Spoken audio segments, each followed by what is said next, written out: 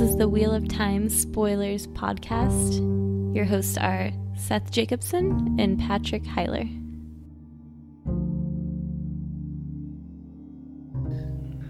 Starting with Chapter 52. There is neither beginning nor end, and our symbol is the trefoil leaf. I'll read the first paragraph here. He became aware of the sun, first, moving across a cloudless sky, filling his unblinking eyes.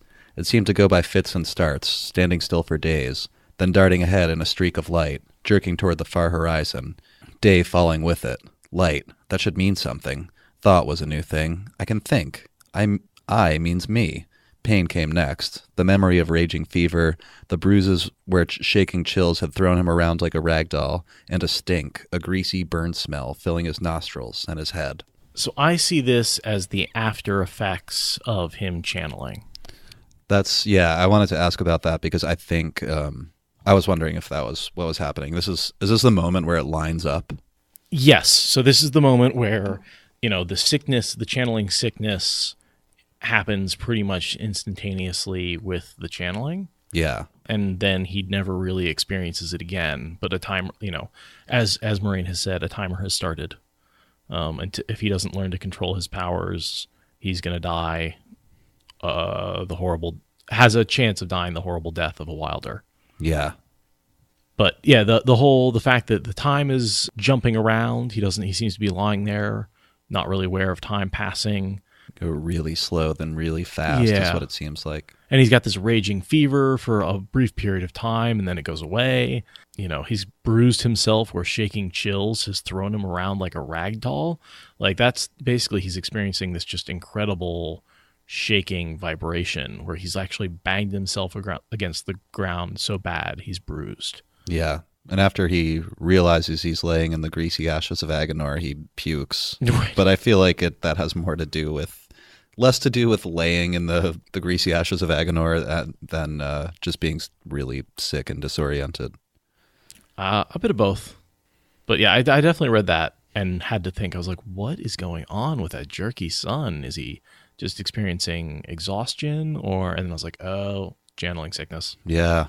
And I noted a couple paragraphs after that, Rand has the realization that he wasn't fighting Ishmael. He doesn't know it was Ishmael yet even. But he wasn't fighting Ishmael with his sword. He was fighting with this sword made out of light. Right. Whatever that is.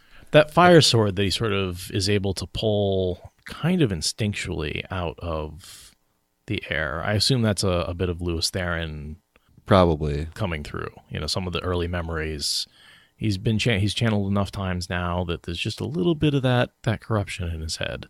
And so he's able to access just a little bit of the memory. And I think the Heron Mark Fireblade is one of those like really deep in his consciousness weaves that he's able to pull up almost without thinking. Yeah, I mean, he makes the sword out of light in the last chapter. We talked about it a little. So I was wondering a little about what it was. Is it the same thing as the fire sword that he does like in the next book, do you think? Or do you think it's like a little different? I'm just opening speculation. I think it was the same. Yeah. I think it was this fire. Because, we talked about that, and we thought it might have been like balefire or something like that. It kind of, just because it's white. Yeah, I didn't, but I think it's his fire sword that he uses a lot, like when he's kills that traveling caravan, and he just pulls it out. And there's times when he's like, I'm only using a fraction of the power. I could do so much more, but he sticks with the sword, the fire sword, because it's what he knows and what he trusts. Yeah, makes sense. And he's being able to go through this again really reminded me. It's kind of easy to forget because when I reread like bits and pieces of the Wheel of Time now, I often focus on the last 3 books. Mm-hmm. I haven't actually reread Eye of the World in, I don't know, a year or 2. And he's like still going through this phase where he's like disgusted and afraid of channeling. And we see later he swears that he'll never channel again. Mm-hmm. If that's possible, which is not. That's pretty much laid out right here. Well, so he gets out and he's like, Sheetan is dead, and the world lurched. The world seemed to lurch. It's like, don't say the Dark One's name. It's not a good idea. They almost seem related. I sort of assume they're not. It's just that he's sick. I think it is related. Yeah. Like, we see real effects of saying the Dark One's name. And if nothing else, just like he says the name and that draws his attention. And I think that lurching is just like the Dark One's like, I see you. I'm not dead. I noticed that Jordan wrote right after that. Painfully, he got to his feet, wavering like a willow in the high wind. Just willows in the wind. I don't think it means very much, but he uses that a lot. Always take note of when he's using wind. Yeah. He makes that a very important allegorical part of his story. So, I mean, sometimes it's just wind. Yeah, this is even wind in a willow. Mm-hmm. Oh, isn't that's one of the sword forms, right? Oh, is it? The wind in the willow? It's a song in the book. Oh. The wind that shakes the willow. Oh, that's right. That's yeah. right. Wonder if it's a sword form, too. I think it might be. I'll have to look for it. And then he remembers that. He remembers Egwene, and he's worried about her. And he goes running looking for her. But he's still shaking off that like inability to fully remember. He's like, he remembers something called Egwene is important, but he doesn't remember what an Egwene is. Yeah, that's a sort of bizarre. I mean, I took all that as channeling sickness. I almost said summoning sickness. And, Playing some Magic recently? No, but yeah, I don't know. Is there anything to that? Like, what's that? Is it just the channeling sickness that? That's what I think. I mean, that and the fact that he's channeled an immense amount of power. He's physically just used up, to the point where, Agenor pulled a lot of power and burned himself up entirely. Physically, his body just burst into flames. Mm-hmm. I wonder if they describe his body as like being a dried out old husk, and I wonder if that contributed to it, like bursting into flames so easily. Flames. Baby. But yeah, I mean, I think he was trying to pull the power away from Rand and just pulled so hard. Kind of like if you're playing tug of rope with somebody and you pull so hard, you just like fall over. Yeah. And the other person doesn't have to be pulling as hard as you. Agenor just pulled too hard and pulled too much power into himself, more than he could handle. I don't necessarily think he pulled in more than Rand was channeling. Well, yeah. Or, sorry, I don't think, Rand pulled in the same amount. It would be tough to know now. Yeah. But we did talk about this a little in the last episode. It was probably the last episode or the one before that. That Rand we were speculating that Rand kind of like expanded his ability to channel amounts of power in this moment, where we see other channelers who are learning throughout the series, like when they first start, they can't handle as much as when they're master channeling.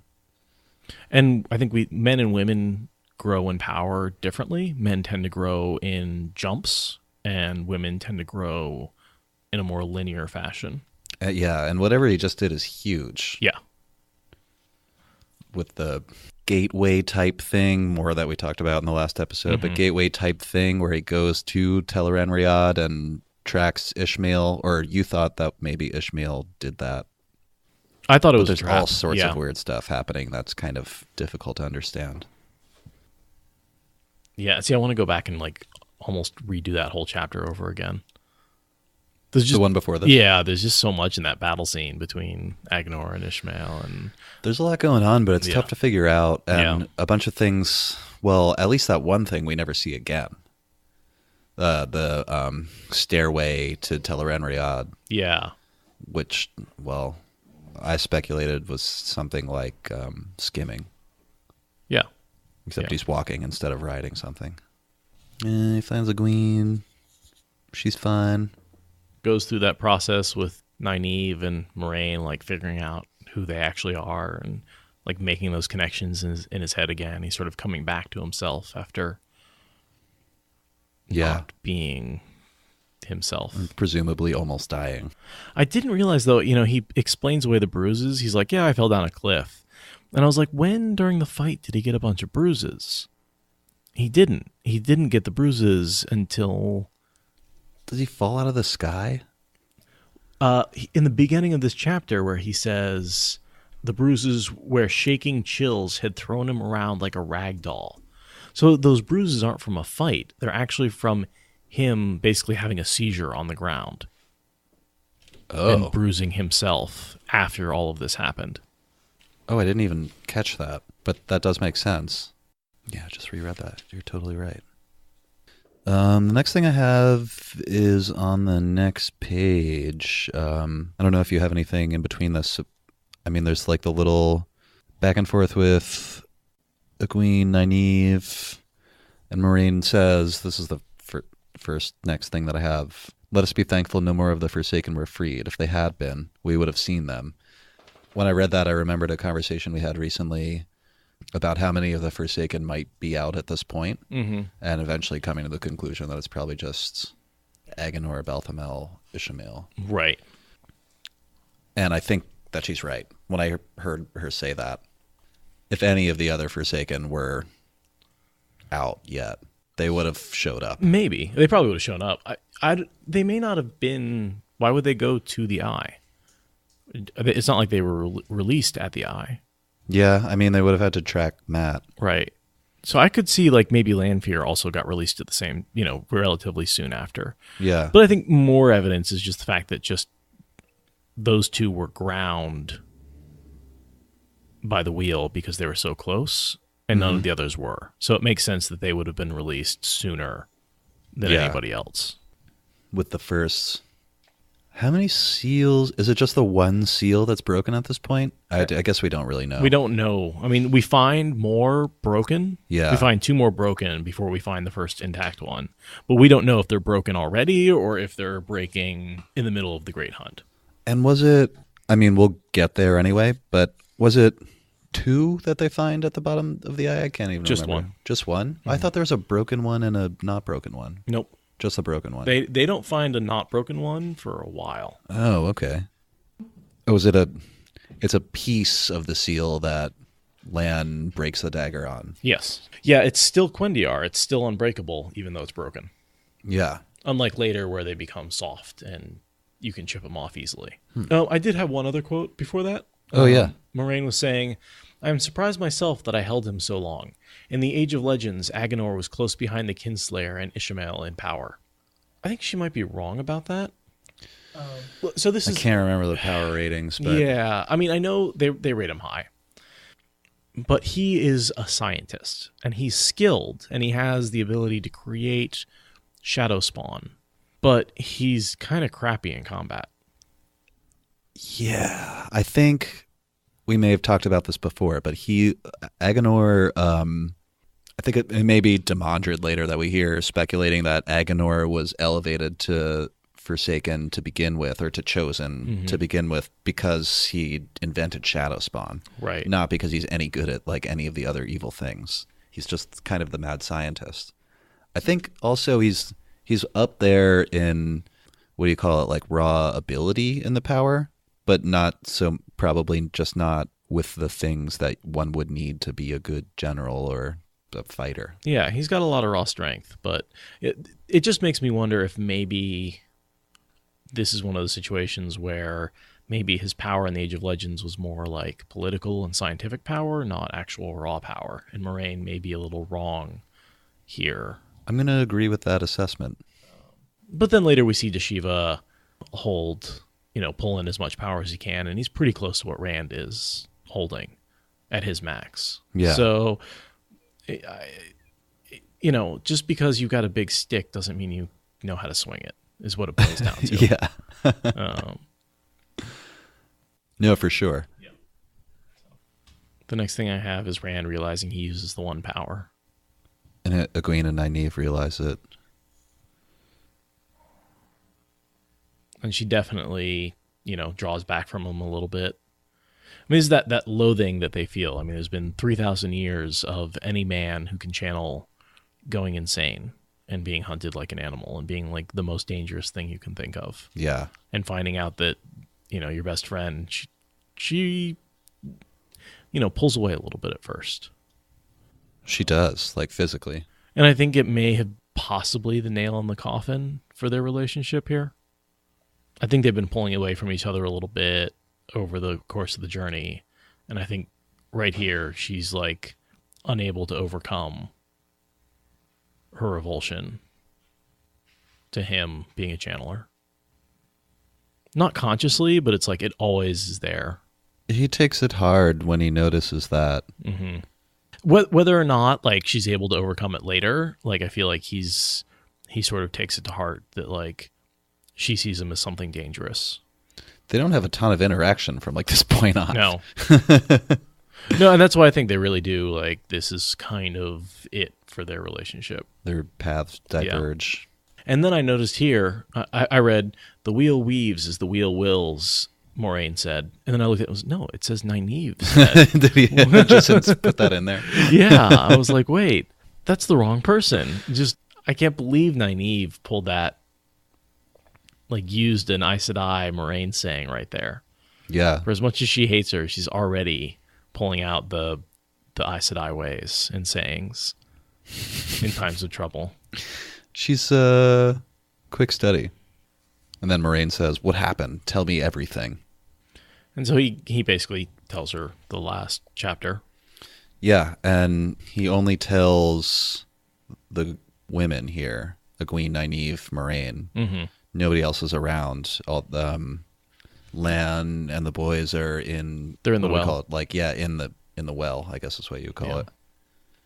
The well that held the eye of the world. Yeah? Yeah. Is the well the eye? The well. I didn't know. Well, the eye of the world was in a well. It is a hole in the ground.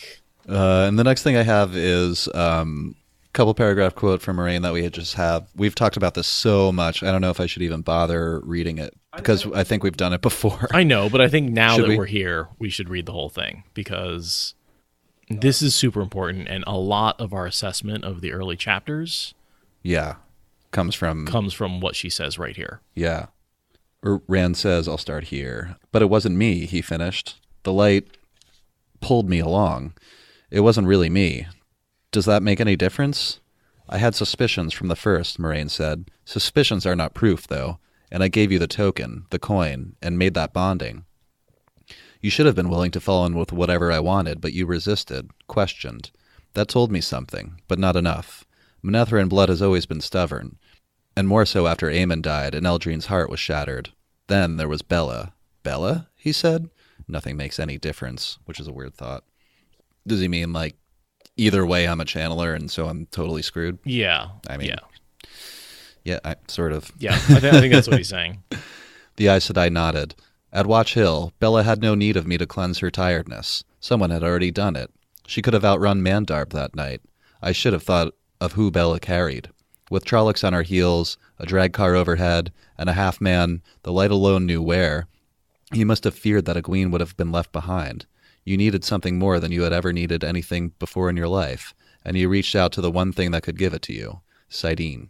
And so that's what we base the sort of the silver coin, warder bond, compulsion thing that we've talked about. Mm-hmm. Moiraine knowing that he's the dragon reborn for a while. She says she figures that out. Yeah, he makes the most sense of the three, considering as just what he looks like. And the coin, where she says here, like I said, we've talked about this before, but you should have been willing to fall in with whatever I wanted, but you resisted. That told me something, but not enough. And we see that later, that when they warder bond someone who can channel, they're able to resist the compulsion part of it. You can't control someone who can channel with a warder bond. Yeah. So I do think that she puts a light compulsion on the boys in like the second chapter 2. Yeah. Is it? Yeah, totally. I also like, and then there was Bella. Yeah. the main crux of character. the thing. Yeah. He's like, can I not touch it? And Moraine's like, perhaps. And I can just see her being like, Nope. Nope. You're fucked, kid. Never tell me the odds. It would be much easier if there was someone to teach you, And I'm like, yep, that's why he gets Asmodean. Yeah, I highlighted this quote that, geez, do we even see this throughout the series? I think about it a lot, where Moiraine says, can a cat teach a dog to climb trees, Rand? Can a fish teach a bird to swim? When she compares Saidar and Sidene and why she can't, there's nothing she can do for him. That's interesting because, I mean, they definitely bring it up through the series multiple times. Like that analogy? Yeah, I feel like it. Whenever they try and teach him the men and women trying to teach each other something. But at the same time, like, men and women do work together really well with the power. Yeah. Even though they can't necessarily teach each other things about, a woman can't teach a man about Sidene, but she can use Sidene with his Sidar. Or, yeah. To create stuff. So like, even though they can't teach each other, they can definitely work together.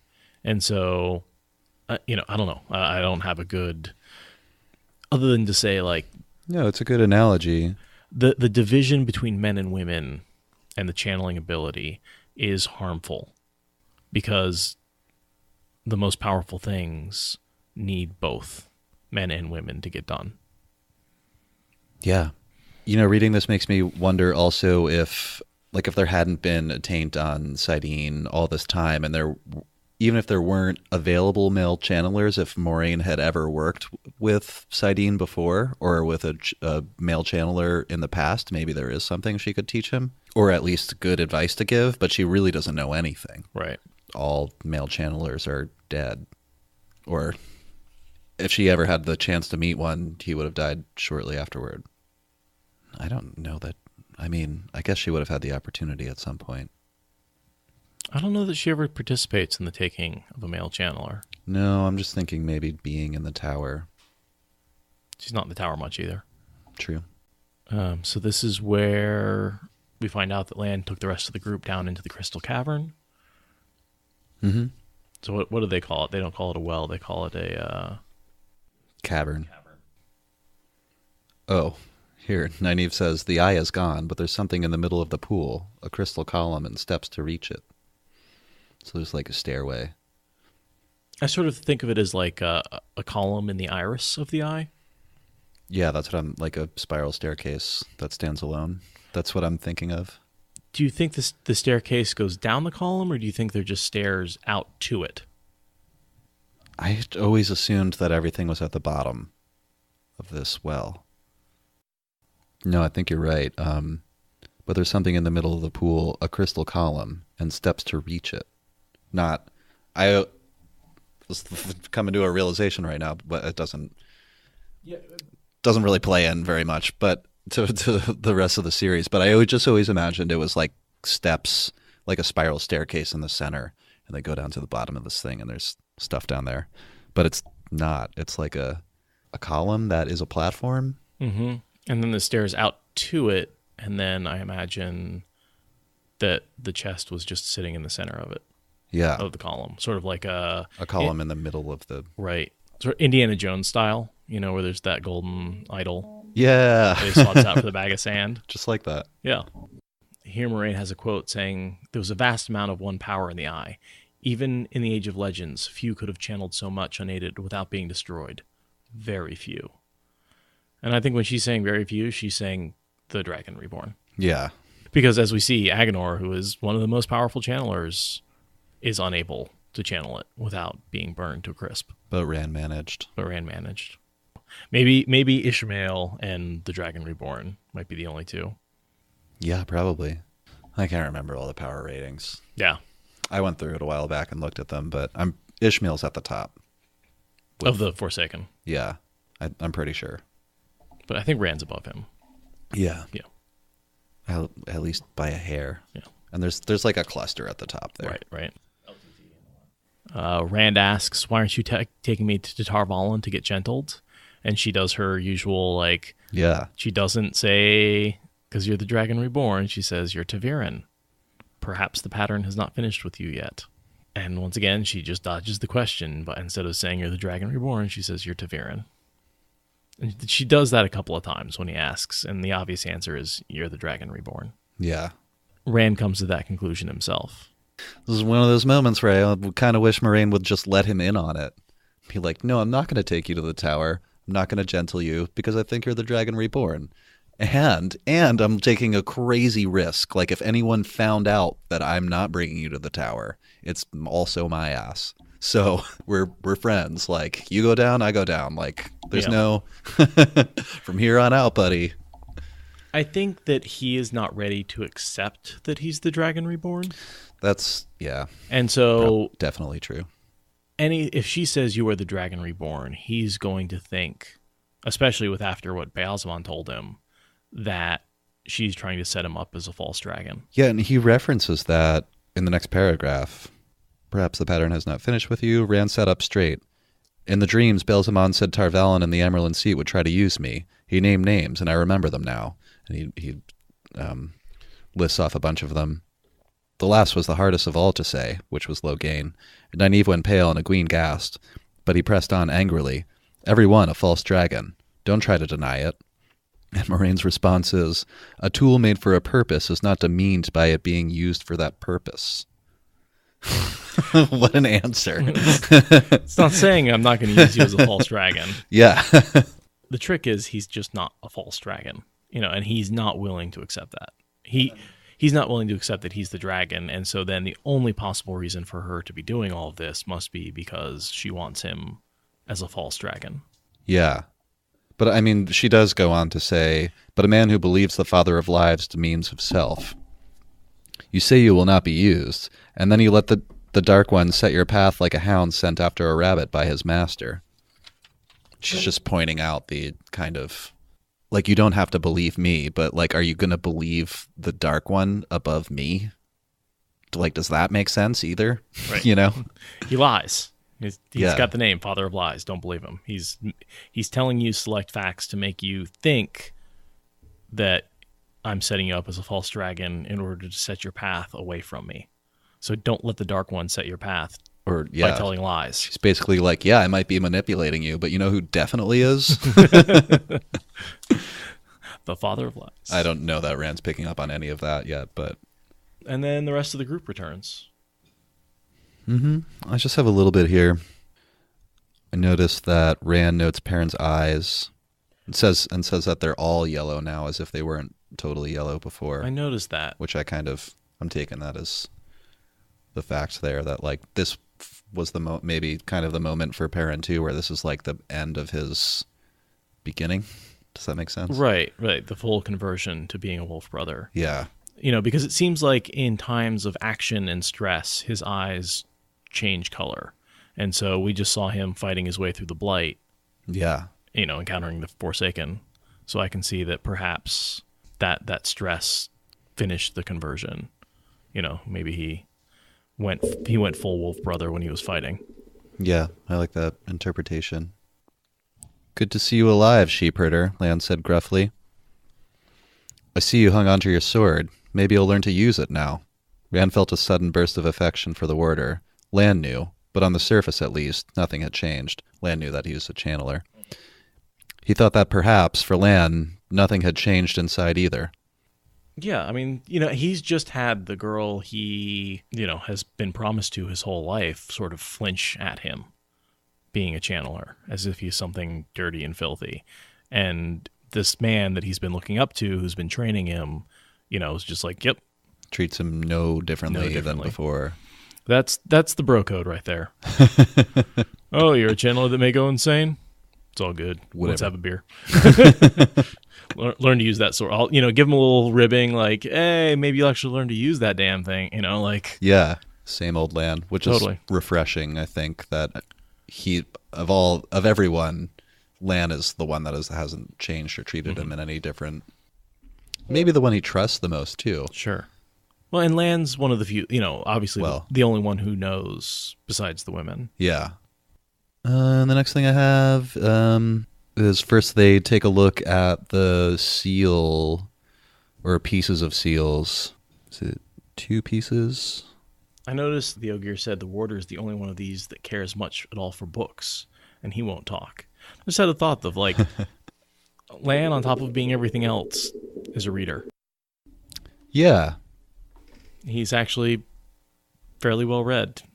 I don't really think of him that way normally, but I mean, he must be a pretty well-educated guy. Absolutely. And he probably talks with Moiraine over books and does research and stuff with her. I can't imagine that he just sits there while she's looking stuff up. Yeah. It's probably also important to note here that Rand lies when Who is it that asked him, why were you gone so long? Was that Perrin still talking? Loyal. Oh, Loyal. Yeah, same paragraph. Yeah, and Rand makes up a dumb lie. I fell. Yeah. I walked into a door. So then they check out the old seal. Yeah. Lan takes out a dagger and stabs the piece of Quendiar, and the dagger breaks. Which kind of means the seals we see later are like turning to dust, and this one is like it's just broken right in half, which is kind of interesting. I don't really know what to make of it, to be honest. Here she says, nothing can break it, not the one power itself, wielded by the greatest Aes Sedai. Basically, any force directed at it makes it stronger. Anything within the pattern directed at Quendiar cannot break it. So only something that exists outside of the pattern. Exactly. So only the true power, the corruption of the Dark One, can break Quendiar. Another time we see that is when Semirog puts the collar around Rand's neck. And he's unable. He shatters it with the true power. It's the only other time we see Quendiar broken. Oh, isn't Adam, or is the male Adam Quendiar? It is. I did not realize that. But yeah, that makes sense. You can do things with the true power that you can't do with the one power. And so that's how the Dark One is breaking those Quendiar seals. Is he's targeting them with the true power and slowly just breaking down the fact that they exist. Gotcha. That's why they turn to dust later. But for now, he's just managed to break this one. He hasn't actually weakened the structure, which he does later. So yeah, this is where we find out there are 7 seals on the Dark One's prison. Rand here is thinking the Dark One's dead. Still. He does that a couple of times. Of course, Moiraine replied. Voice dripping with sarcasm, I'm sure. But she carefully put all the pieces into her pouch. Bring me the chest. Loyal lifted it closer. I'll read this description. It's kind of cool. The flattened cube of gold and silver appeared to be solid, but the Aes Sedai's finger felt across the intricate work, pressing, and with a sudden click, a top flung back as if on springs. A curled gold horn nestled within. Despite its gleam, it seemed plain beside the chest that held it.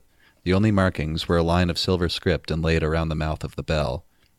Moiraine lifted the horn out as if lifting a babe. This must be carried to Ilion, she said softly. And it's, of course, the Horn of Valere. I notice how easily she's able to open that chest when Fane, struggles for days. She's just like, oh, yeah. I don't know that we ever see any... Do we see anything else on it? Or on the chest? We do, right? Oh, well, what do you mean on it? Well, I just mean about it, or how it works, or why Moiraine was able to figure it out so quickly. Just that I think High Lord Turok, the Shanchan, he's able to open it. Oh, that's right. And he's like, oh, yeah, these are pretty simple if you know the trick, and just, pops them open. So it could have totally been something Moiraine read in a book once. Yeah, and Turok is also a collector of, items from the Age of Legends. There may be, Right. something he's seen before, or might be a trick to it. Yeah. Or maybe not this exact pattern, but there's a, like any puzzle box, they tend to be these patterns. Yeah. And so you can figure that out. Kind of off topic, but I ran into a real blacksmith's puzzle like that we see Perrin talking about. Yeah. In real life. This was a while ago, but I just was thinking about it.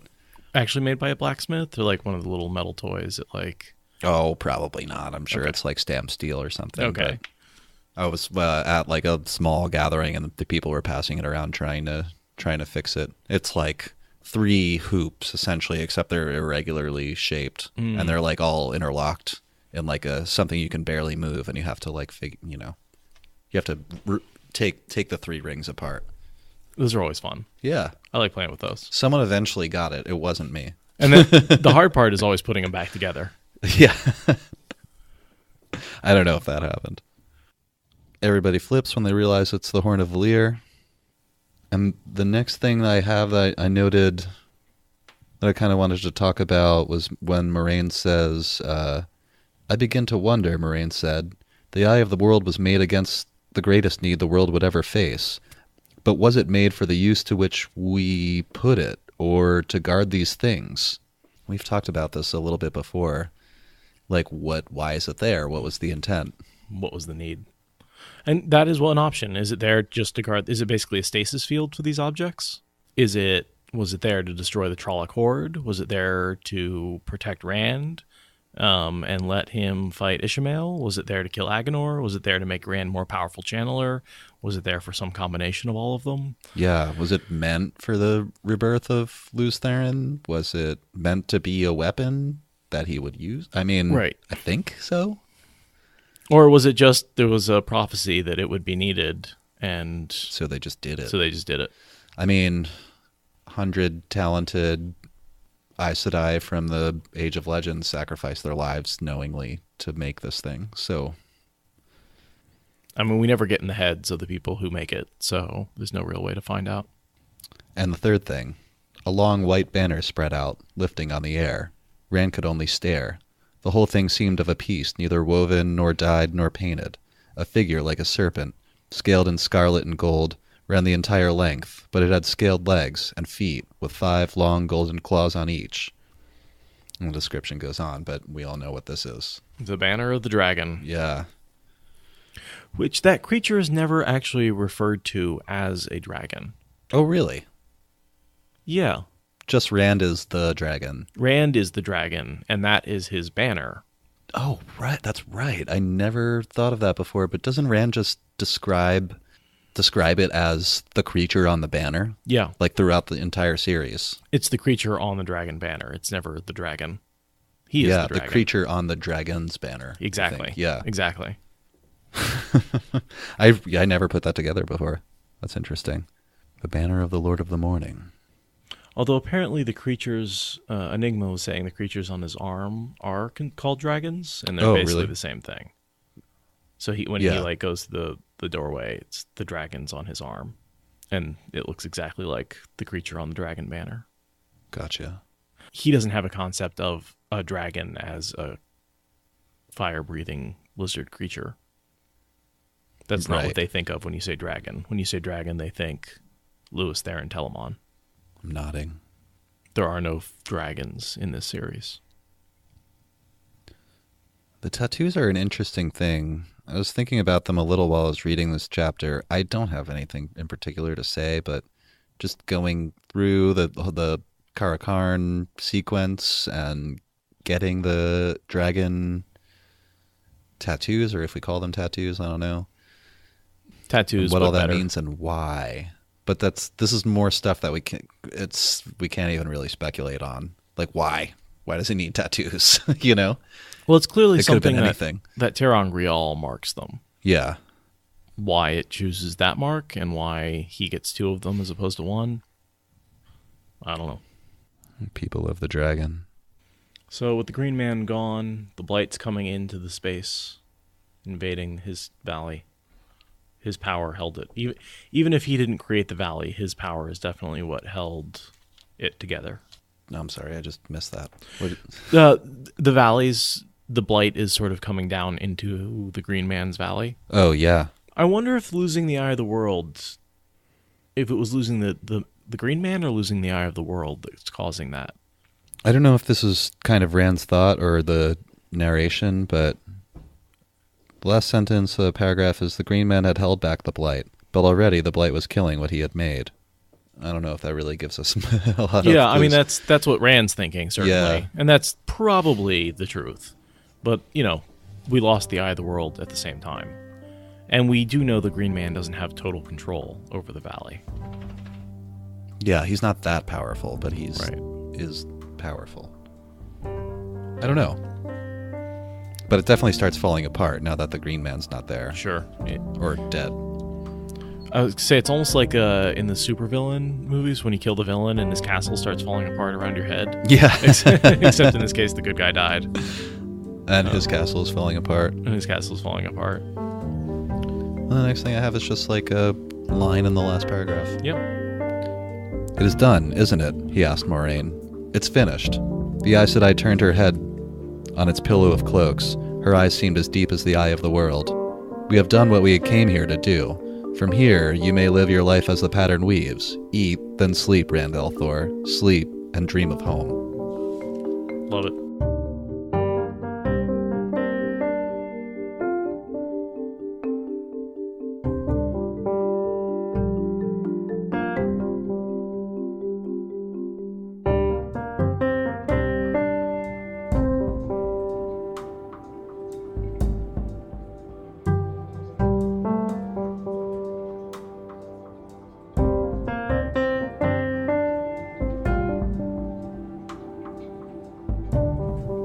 So we're here on what is it, Saturday?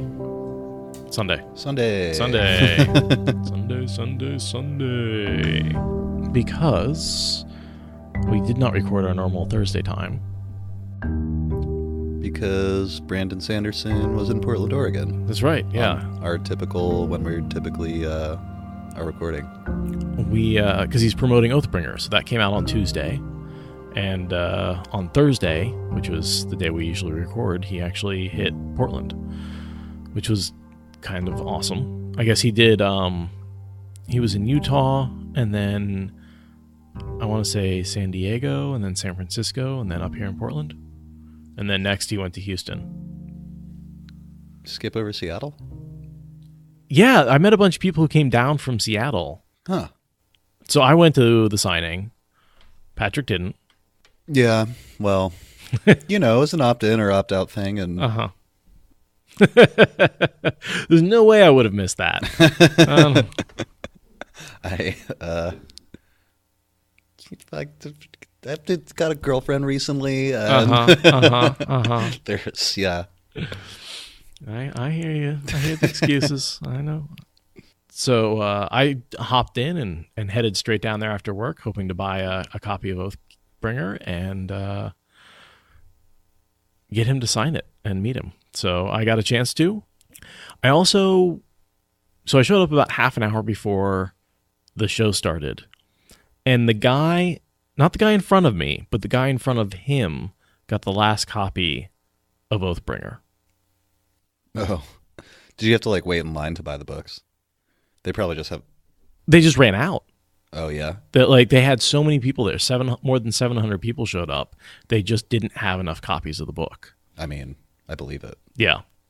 And then they had pulled everything Sanderson wrote and put it on a cart. And by the end of the night, that was empty. Every single book that he's written that they had in the store got bought out for him to sign. I'm a little surprised that they weren't prepared, but on second thought, it was in Southwest Portland, which is not the most dense area. You'd think you'd go to Powell's downtown or something, I think it's mostly about the space and the parking. Oh. Yeah, there's no parking at Powell's downtown. No. This is 10 spots. He also mentioned that this Powell's was one of the ones that had really supported him early on. Oh, cool. And that, he's this guy over here, he pointed at one of the workers, was selling my books back when there's only 13 people showing up at these signings. Oh, wow. Before Wheel of Time. And so he's I really support this bookstore because this one in particular has supported me. Oh, that's going nice. back a long way. And so if you look at his history, he almost, I think every single time he visits that Powell's and does the signing there. So, it's nice to be this close to a place that I know he visits regularly. Good for them. They probably sold 1,000 books. Oh, way more than that. I don't think I saw anyone walking around without more than 2 or 3 books in their hands. Some of them they brought from home because they wanted Sanderson to sign, but man, they just sold out just all the books. So I didn't get him to sign one of those, but I did have a Memory of Light with me, so I got his signature on that. And then I picked up the Mistborn trilogy while I was there. I don't actually have a physical copy of that, only the ebooks, and I got him to sign those. And it was great. He gave a whole talk in the beginning. How was meeting him? I mean, I take it, you kind of told me a little before, he doesn't really have a lot of time to talk or anything to you personally, but... So you take a ticket, and while I was waiting, so I got ticket like 400 something. And there's two lines. There's a fast line and a slow line. And the fast line is just like, you get in line, he signs your thing, he gives you a fist bump, and you move on. And that's like, they go first, essentially. Like, he does that line first, and everybody else waits. That's for the people who actually have to work the next day. Gotcha. So it's like, yeah, you guys need to get through this line quick. You got to meet him. You got your book signed, but it's fast. And then there's the second line of people who want a little more time. And I sort of ended up in the end of that line. So I was thinking, right. Okay, I'm here till 2 a.m., Yeah. So while I'm waiting, I ended up hanging out with one of our fans, Josh. Great dude. Had a lot of fun hanging out with him. That was a blast. Oh, yeah, I think there's a picture up on our Instagram. Yeah. That's cool that you ran into someone that's been listening. He was like, "Are you guys going to be there? Because if you are, I want to meet you." And I was like, "Yeah, sure, absolutely." And it was a lot of fun to just sort of like hang out with another Wheel of Time fan. And his story was really similar to ours. He picked it up when he was a kid, and it's been with him his whole life. And yeah, he's just a huge fan. What's up, Josh? Hi, dude. It was great to meet you. You should have been there, Patrick. It was a lot of fun. Yeah, I should have gone. I mean, there were 700 people, all totally into, at least Sanderson, a majority of them into Wheel of Time. And I ended up playing cards with a random group. They're playing cribbage, and I was like, deal me, So I played some cribbage for a while, and then I played some hearts for a while, and cool. They were prepared to wait for a long time. Everyone was prepared to wait. And so while I'm chilling, I ended up, there's this group of two guys, and like, oh man, we got to work tomorrow. We're going to jump in the fast lane. Do you want our ticket for the slow lane? And I was like, yeah, sure. What spot is it? And they're like, oh, it's 100. And I was like, well, I'm 400. Yeah, I'll take that. Apparently they'd been trying to give it away all night, but everyone was in these big groups, and so they couldn't give away just like one or two tickets. Oh. Because the group just would have to stay together. There was no point in having like one person sign early. Yeah. So yeah, they just gave me their ticket. And so I got out of there by 10 o'clock. Nice. Which was huge help because I also had to work the next morning. So unlike Brandon, who was there all night, that dude is a trooper. Yeah. He goes on these trips and he's signing for hours and hours and hours at a time. He's a prodigious writer too. He's one of those people who I think there might be 2 or 3 of clones of him. Because I can't imagine how he gets it done any other way. He must just work every day. And he definitely has a team supporting him through some of the more like, I know he's got the team that does the Wikipedia, and he obviously has editors and stuff like that. But yeah, I mean, the man's a writing machine. And he stays there at his signings until he has signed every single book that people want him to sign.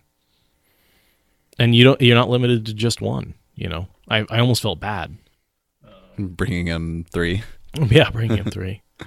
But yeah, so I got in the slow lane, and I got the chance to meet him, and I had him sign A Memory of Light to the Wheel of Time Spoilers podcast, and he sort of asked about the podcast a little bit, and I sort of told him what it was, and he didn't say he'd heard of us, but he has now, so that was my goal.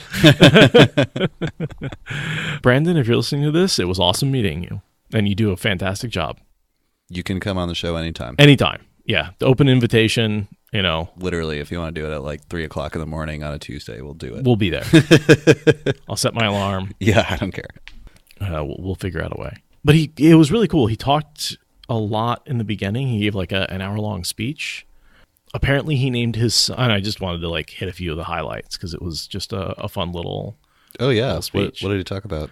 A lot of stuff, but one of the tidbits I liked is he named his son Oliver after Robert Jordan. Oh, that's so cool. Right? Because it's James Oliver Rigney, I think is his. Yeah. And so he named his son after Robert Jordan. That's cool. Awesome. He told the whole story about trying to get his stuff published and how he would instead of going up to an editor and giving them his manuscript, because editors run away from manuscripts like they're the plague, because they just have hundreds of people trying to hand them manuscripts. Mm-hmm. He'd get his buddy, who was named Peter, to go up to him and be like, hey, I want to be an editor. And they would totally... then the editors would be like, oh, let me tell you all about the job. And then you get them like under the wing. And then they'd slip him the manuscript after they were doing it. And he's like, we got really good at we called it petering the editors. Petering? Petering. Why petering? Because the guy's name was Peter. Oh. And so that was a funny little story. He told us a story about like how change and combining things is really kind of a big part of the theme in his stories, and how like it sort of came to him when he went out for Italian food one night with his buddy, and his buddy didn't really like Italian food, and they didn't realize until they got to the store or to the restaurant. And so the cook comes out and says, well, what do you want me to make you? And he's like, well, I don't really like Italian food. He's like, well, what do you like? He's like, I like Chinese food. And he's like, I'll make you some Chinese noodles. And so apparently he makes this like stir fry, but it's like spaghetti with like a soy sauce or like an Asian sauce. And he's like, it looked disgusting. And when we ate it, it was the most delicious thing we've ever had, because it was these two things that like shouldn't have worked together, and they combined to form something better. And that is a lot of what he does with his like magic systems, is he takes these two sort of independently relatively simple ideas, and then the interesting stuff comes from the combination of them. That's interesting. He does do that. I never really thought about it before. And then someone asked him like, he did a Q&A session, and someone was like, well, where'd you get the inspiration for Mistborn, the sort of absorbing talents? And he was like, well, I have insomnia and I get sleepy sometimes when I don't want to, and I want to be able to store that up and then use it when I'm actually have time to sleep. I like that. And I like that, like, it wasn't some like, I want to be a superhero or I want to be able to fly. It was, I want to be able to get sleepy when I want to. I've been there, man. Yeah. Where that's like the only thing you want is to like sleep. Wish there was just a switch. I'm pretty good at it. I'm a good sleeper. Yeah, I'm not. It's all about a regular schedule. Probably. Yeah, I really liked that. What was that kind of magic called in... That was Mistborn. Yeah. There's a name for it, right? I can't remember. I'm putting you on the spot. Yeah. Sorry. Like burning metals, like allomancy. Allomancy was the one kind. Ferochemy was the other one. Oh, and then, yeah. Not metallurgy. I forget the third one. I forget the blood one. That's okay. But yeah, I've got them sitting right in front of me. I could just open them up and look. Yeah, and then someone asked about TV shows, and he pointedly avoided the Wheel of Time, saying anything about the Wheel of Time. That's smart. Yeah, so no new information there. Or possibly a contractual obligation because he's working on it right now. That's what we hope. Well, I think we won't know. No, and I think he said that he's not really interested. Even if they're making the TV show, he doesn't want to be a big part of it. It's not his series. I think Harriet would be the one who's doing all the work on it. Makes sense, yeah. And he's got his own thing going on. He doesn't want to split his attention towards a Wheel of Time series. End up like Mr. Martin. Right. Let's just stop writing. Yeah, he finished up a reading from his new book, his secret project on his website, if you're wondering what that is. He described it as How to Train Your Dragon, not How I Met Your Mother, How to Train Your Dragon combined with Battlestar Galactica. Sort of like a little girl finding a spaceship and, nursing it and the AI back to health. Yeah, that sounds really cool. I enjoyed the prologue. He read the prologue. It was really good. So it's a young adult series, but I enjoy his young adult stuff. That reminds me of... Geez, I saw this so long ago. When I was a kid, I was really into all Twilight Zone and all the things like it. So I think there's an old Twilight Zone, a new Twilight Zone. Mm-hmm. And then there was one that I think like... The Scary Door? Scary Door. That was a parody. Oh. But it was like a sci-fi channel. I think it was The Outer Limits. Yes. Which is really similar. I watched a lot of The Outer Limits. I don't even remember which three of those shows. It wasn't the old. The black and white one. Yeah, it wasn't the black and white. But one of the one of the shows, each one is like a separate story. Mm-hmm. One of those was like a artificially intelligent ships in the future like cull humanity, but they keep like one or two alive on the ships that are roaming through space. They that's the premise of the story, but it was reminding me of that. That was like Black Mirror before. Black Mirror. More or less. Yeah. Black Mirror is so good. I like that. Brand new level of intensity with the newer sci-fi writers and. Mm-hmm. Yeah, I mean, TV is really coming into its own, and CGI is getting to a point where you don't notice it anymore, which means it's getting good. Yeah. And I mean, I kind of figure, when Twilight Zone came out, a lot of people would have been turned off by just the idea of science fiction. Not everybody, but it's definitely like a pretty common thing now. Wasn't like Frankenstein supposedly the invention of science fiction? Sort of the can't earliest. Think of anything earlier. Yeah, earliest example of. Because in a way, that's all about the fiction of what if we could actually bring a corpse back to life. Yeah. I mean, that was written like. I feel like science was just kind of beginning. Right. Yeah, it's kind of hard to have science fiction before science. Yeah. But they seem to have really grown up together with Mary Shelley.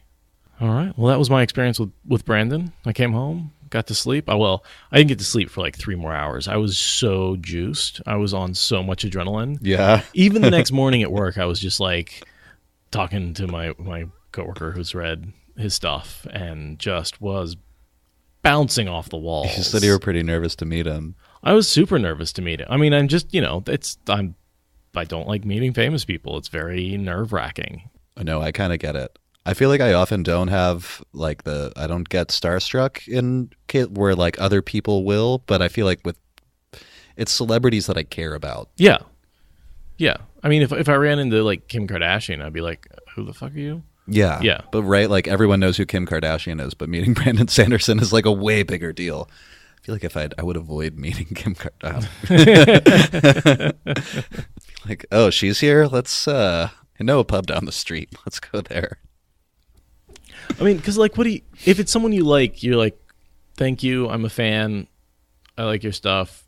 Because you don't want to like prove that you're a fan because they don't care. Yeah. And I never like know the right question to ask. So yeah, it's just hard to be like, hi, I'm shaking your hand. And you don't want to be like, I shake your hand, then I take a picture of you because you're like a prop in my life. So it's like there's those three. Kind of what it is. Yeah, it's really hard to meet somebody like that in a way that's organic and doesn't feel really artificial and stupid. No, I mean, it has to be. You're meeting. That's like an organized meeting where you have like, your minute and a half or whatever.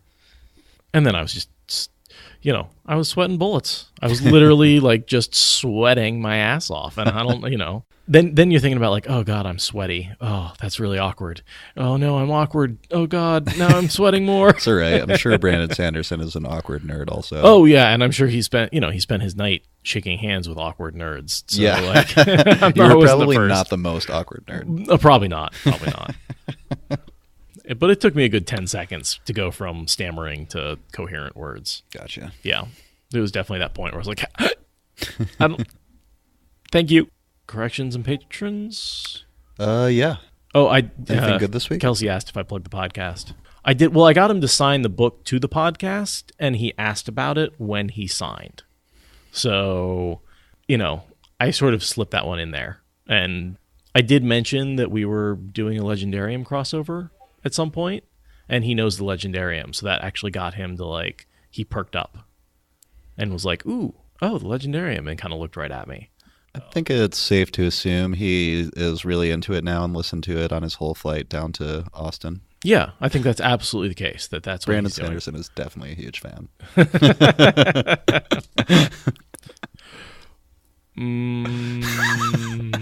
Come on, I want to believe it. That is a good lie. Oh, and I saw someone who, remember that I have a stick thing I showed you? Yeah. Someone was wearing a t-shirt that said, I am a stick. That's great. Yeah. I've never seen a more respectful crowd in my life. Hmm. Like, we were all standing there talking, and someone goes up, the guy gets up there, and goes, "All right, everybody, Brandon Sanders," and just dead silence. Just everybody cut off in the middle of whatever they were saying. They didn't even finish the sentence, and the guy was like shouting into a choir. And he's like, "Okay, you guys are quiet." All of a sudden, it was just. I believe it somehow. And just the people were riveted while he was talking. Sometimes we speculate about people that listen to the podcast and kind of, I feel like there's some similar qualities in the people who would bother spending that much time reading anything. Some thoughtfulness, some empathy. People who are into it enough to read all those long books and show up to a signing, I feel like it's like it's a self-selecting group where, what am I saying, of patient people at the very least. Right. Like sometimes we've spent a little time speculating like why our longest shows are the most downloaded. And I just think it has something to do with the type of person that would read The Wheel of Time in the first place. Yeah, that you know long what I mean? That long show with Kelsey, some people were like, "Great show, loved that it was long." Everyone who commented on it was like, "Great long show, loved the 2-hour show." Well, that's like not typical in other. I feel like in other podcasts or on different things, people don't want a 2-hour show, usually. I feel like if you're trying to just inform or do something kind of heavily produced that takes a lot of attention, yeah. But there are those podcasts where it's two people hanging out, and people, if they feel like they're sitting in the room hanging out with their friends, they don't want that to end quickly. That's probably part of it. That's my best guess. It's just it's a little more casual, so the longer the better. No, I mean, I refer to my favorite podcasters by their first names in a lot of cases now. Just there's a couple, and I'm just like, I didn't know if I wanted to refer to him as. Do I talk to him about as Brandon, Mr. Sandon, Brandon Sanderson, Mr. Sanderson? Yeah, I don't know what you do. Brand the Builder, like Brandon. He's around. He's a little older than us, not by much. Not by much, yeah. Geez, I just feel like that's really young. Even when I was looking at the picture of him, I was like, oh, he's not like an old man with a long beard. He's like pretty, I don't know. Yeah, I think he looks much younger than I expect. I'm used to all the authors being old men. Yeah. Corrections. I feel like I've been letting these build up a little bit. He's 42. So, okay, maybe he is older than I am. 5 years. Well, he looks great. Yeah. At one point, we were talking about Elaine and Avienda taking apart weaves, and apparently Avienda did it successfully once and got yelled at, but Elaine did the one where it exploded. Gotcha. I remember not being able to remember. I think at one point we were talking about when they camp in the winter, and the messengers come to see Moiraine. Yeah. And I think I said it was just a scene that's in the beginning of Dragon Reborn, and I said it was in the beginning of The Great Hunt. So I just had the book wrong there. Oh, I vaguely remember having that conversation. There's that scene where they both sense Moiraine channeling. I think that was just an episode or two back when she's putting up the ward around their campsite. Egwene and Nynaeve both sense something, and they kind of look at each other and like hug. Apparently that was the scene where Egwene realizes for the first time that Nynaeve can channel. Oh. She never has it confirmed before then. Wait, when is this? Can you say that again? Sure. For my benefit anyway. After they got to the Blight, Moiraine set up a ward to make them invisible on the hill. Oh, right. And, there's that scene where they like walk into it and disappear, and they freak out, and Lan comes out as like sheep herders and walks into it. And then when she's putting it up, I think... Oh, I did not even catch that. Egwene's hand suddenly froze on her arms, and she opened her mouth, staring at the wisdom. Then Nynaeve gives her a sharp look. Egwene grins at her, and there's a half smile back. And so I think there's that little interaction there. Yeah. And I think that's Egwene realizing Nynaeve can actually channel. Gotcha. Because I didn't catch that. That's cool to have that pointed out. They haven't really had a chance to have that discussion because they were separated back in Shadar Logoth, and Nynaeve has been with Moiraine that whole time. Right, and their understanding of the power is next to nothing. Right. It's pretty much non-existent at this point. And so they only recently reunited when they rescued them from the White Cloaks. Then they came to the city, and then they got in the ways, and like there hasn't really been an opportunity. And Nynaeve's probably not like advertising that she can channel. No. And because she hasn't really even admitted it to herself. And Moiraine's not saying anything because she doesn't tell anybody anything they don't absolutely need to know. So that was a good catch. Oh, here's another one. I really enjoyed Kelsey's input on this one. A+ guest. I am Groot. Someone wanted to talk about God parallels. We pointed out that Matt has a lot in common with Odin, and we've said that a number of times. Mm-hmm. But Rand also has a lot in common with Tyr and Perrin with Thor, including that Thor's equivalent is named Perun. Yeah, I've read that somewhere. Mm-hmm. Perun, I think, was a Slavic god, pantheon. The Slavic equivalent. I don't know anything about Tyr. Tyr? I'm going to Google that really quick. Okay. I've got one more where we were talking about the waste and how people were finding water and surviving out there. Yeah. And Amis has a pretty good quote about how they use the world of dreams to find water. And there are wells and oases and watering holes all over the place. You just have to know where they are to survive, because if you want to travel, you can't just travel in a random direction. You kind of have to travel from watering hole to watering hole. Right. When there are too many people for the hold, the sept must divide, and the need is for water at the new hold. If no location with water is known, one of us may be called to find one. The key then is the need for a proper valley or canyon, but not too far from the first, with water. Concentrating on that need will bring you near to what you want. Concentrating on need again will bring you closer. Each step brings you nearer until at last you are not only in the valley, but standing beside where the water is to be found. Oh, the world of dreams. Yeah. I feel like, did I bring that up when we were talking about it? I think you mentioned it, but I just wanted to expand on it, that using the world of dreams to find these watering holes is how they do it. How they do it. You know, they're able to survive in a waste where there's very few of those watering holes. Yeah. Oh.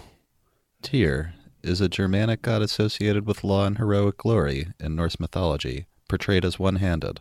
Just reading stuff out of the wiki. I'd trade my right hand before I tried to channel again. I caught that. Oh, you'll channel again, and you'll trade your right hand. I think I'll skip patrons from now. Do it next week? Yeah. Getting sucked into this wiki article. Because I kind of want to talk about the chapter. Cool. Okay. Okay. Because we are finishing the book tonight. Last 2 chapters, and it's only like, they're not long chapters. No, they're really not. I've got them at like 10 and 8 pages in my ebook. Sounds right. We are starting at chapter 52. In the paperback, it's 764 to 782. So, I think the ebook pages at the at the font size I've got it at. Oh yeah, it's going to change. It changes. So, but I'm pretty close in terms of page count. It is not much at all. Because what page does chapter 52 start on? 764. So I'm at 905. Oh yeah. So it's it's not exactly 1 for 1, but it's pretty close. Well, yeah. Also, I mean, reading on you're reading on your big screen right now, but well, whatever. Font size. Right. It's great for my dad. He can blow them up so big that there's 1 word per page, but he can still read it. Yeah. I try not to say page numbers out loud at all, because I feel like depending on what book, like if somebody had the hardcover of Eye of the World, it's probably different, Yeah. I try and say like the beginning of chapter or end of chapter 52 or something like that. Yeah, that's going to be the only thing that's really standard. Mm-hmm. But if you've got, the paperback is pretty standard all the way through, and yeah, you can't change the font in the paperback. I wonder how many people out there read on electronic devices. I'm kind of curious. I'll just leave that hanging there and see if we get any feedback. I mean, I read on everything. I see a good amount of people. I have a couple of regular customers that come in and read every day, like while they're getting breakfast or having a drink or something, on a Kindle or a phone or whatever. But paper people too. I wanted Sanderson to sign the back of my phone. But then I couldn't have gotten the picture with them because they were using my phone to take the picture. Oh. Well, should I break into this? Sure. I'll just I'll say I'm mostly digital, simply because I like being able to have the book on me at all times, but I do really enjoy sitting down with paperback. I feel the same way. Yeah. And then I'm just constantly listening to the audiobook. I do paper a little more than Seth, but yeah, the major benefit is you can have like hundreds of books in your pocket all the time. Or literally all the books that you could buy on Amazon. Because for like $3.99 you can buy pretty much anything. You're fucked, kid. Thank you for listening to the Wheel of Time Spoilers podcast. Rate us in the Apple Podcast app or support us on Patreon. Is that good enough?